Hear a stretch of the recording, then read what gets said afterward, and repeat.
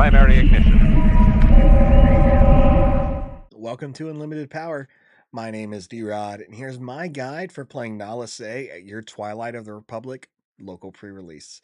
Now, Nalise is definitely a character I'm excited about. I'm always excited for blue-black leaders, but this is a blue-black leader that's functioning a little bit more like some of the heroic leaders we've seen before, similarly to Hera. Now, Nalise has the ability that says you can ignore the aspect penalty on clone units you play. So that means you can ignore the heroic aspect penalty and any other color aspect penalties. So Nalise, being a Kaminoan who was running the cloning program, allows her access to a lot of cards within this set and the set before this one. As an epic action, you can deploy Nalise if you have 4 or more resources, which could be as early as turn 3. Now, when Nalise is deployed, she has a 1/7 that says each friendly clone unit gains when defeated, heal 2 damage from your base. So, as a leader, Nalise has a very unique ability that can be rewarding. You're able to access a lot of cards within your card pool, and you can get benefits from playing clones, not just from having them out, but if they die.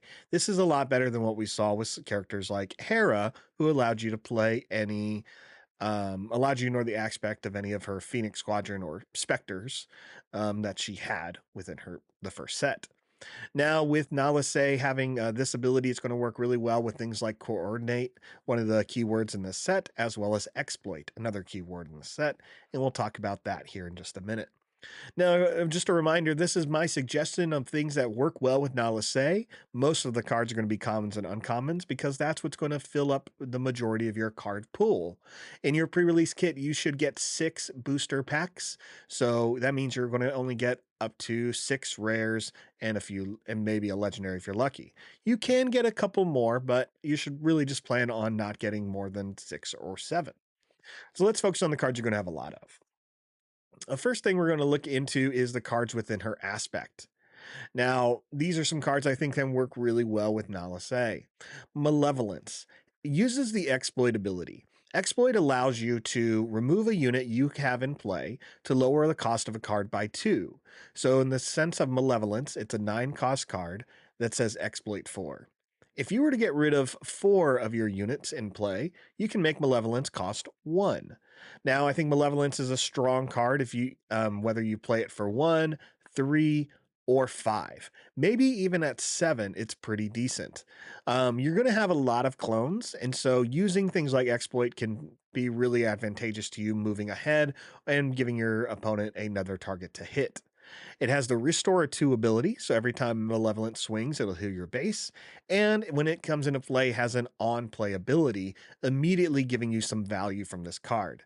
It says you can give an enemy unit -4 attack and -0 health until the end of the phase, and it can't attack. So I think that's pretty good to hold your opponent off for one phase. The next is going to be the multi-troop transport. Now, this card is definitely separatist when you look at it. It's a 7 cost for a 3/6. Stat wise, this is horrible. Exploiting wise, there's value here. You want to keep units in play, and I think the multi-troop transport does well because you're still going to want to take advantage of exploit and coordinate. Now, when we see a coordinate card, you'll understand more, but you essentially want to make sure you have units in play at all times, at least 2, so you can make sure coordinate triggers when you play units with that ability. Now, the multi-troop transport, if you can exploit this for 4 and pay 3 for this unit, I think it's a great cost of the card. A 3/6 for 3 that can create tokens for you on attack is going to be pretty solid, and it's going to be difficult for your opponent to get rid of quickly. So, big fan of this one. Next is Droideka Security. A 6 cost that's a 4/5 with Sentinel. You can use its exploit mechanic to pay less, as low as 2. 2 or 4 is pretty valuable for this kind of card, just so you can protect your units, give yourself some Sentinel, maybe even help your coordinate abilities trigger by putting a unit like this out. These are the cards mostly within the blue-black set that I think work well with Nalise. But because, again, Nalise has the ability to ignore aspect penalties, there's a lot of cards that work for her. We're going to be focusing on some of the ones that I think are ideal for you to look at. So starting off in the Vigilance aspect, Grievous Reassembly. Heal 3 damage from a unit, create a battle droid token. It's a 2-cost event that I think works well with a lot of these clones. A lot of the clones have more than 2 health, so healing them for 3 is going to be a wise choice to keep them in play depending on their abilities. You also get a droid token. Flooding your board with tokens is going to help you essentially overwhelm your opponent or get some other advantages. The first card's that we're gonna see with coordinate is the infantry of the 212th. A 3-drop 2/4. I don't mind the stats. It's blue only, and it says coordinate sentinel. You gain this keyword when you control 3 or more units. Units in this arena can't attack your non-sentinel units or your base. So coordinate is triggered when you have 3 or more units in play. If you have 2 units in play and you play the infantry of 212th, you now have a sentinel unit.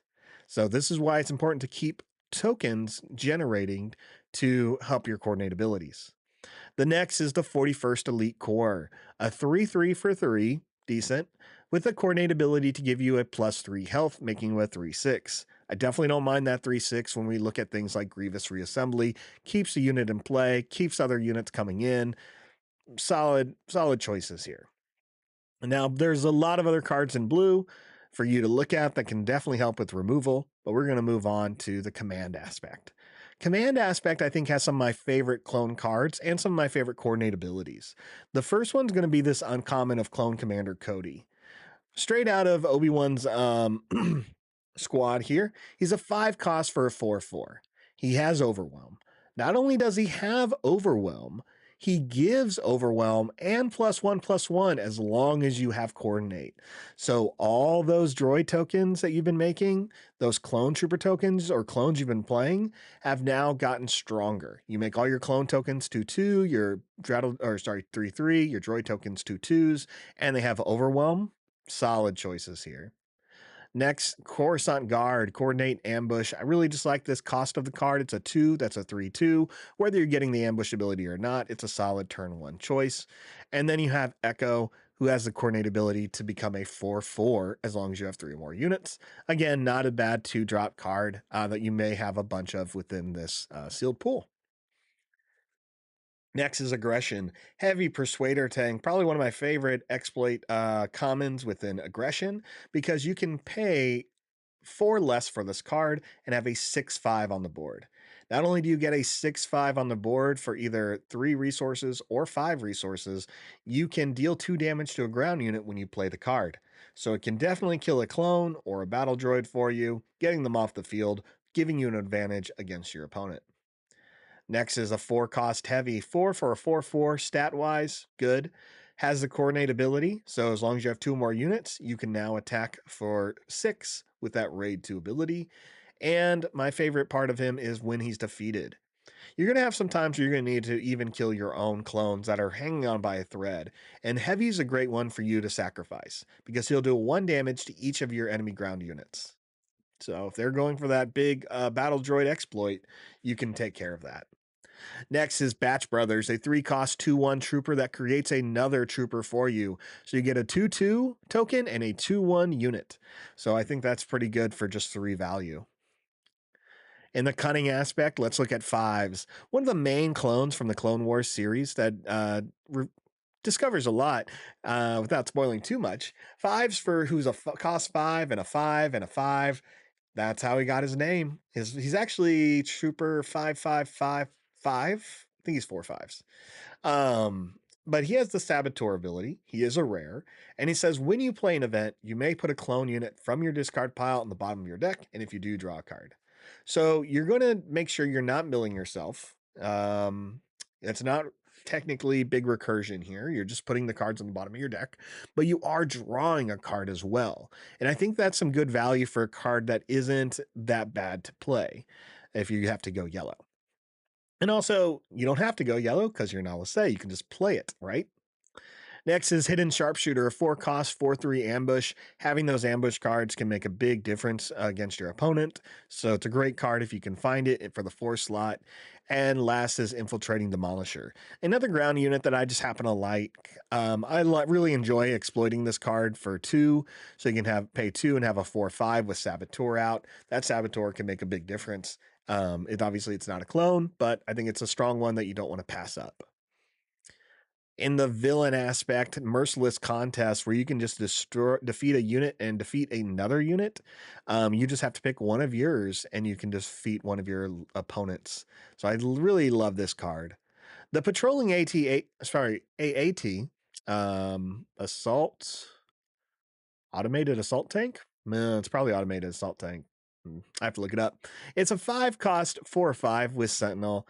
There wasn't much in the villain aspects that really bump up what Nala Say's doing. So having a Sentinel unit, if you need it, just it's not bad. It's again sits in that 5 slot, nothing special. Last is the Battle Droid Legion. Because it has the exploit ability for 2, which means you can pay 5 for this card for a 6/5 with a win defeated ability to give you 3 more tokens. That is a solid cost. Would I pay 7 for this card? That would be tougher. 5 is the right value, but it's a good one not to pass up. And hero aspect. Usually we don't have to do this for villain leaders, but in Nala Say's case, we do. So in case you're wondering if you could play these cards, yes, you can, because you're ignoring the hero aspect. So the Phase 1 Clone Trooper makes sense, a 2-drop, that's a 3/2. The Phase 2 Clone Trooper, a 3/2 with Ambush. We've already talked about Ambush being great. And the Republic Commando, a 3 cost 2/5 with the Saboteur ability as long as you have 2 or more units.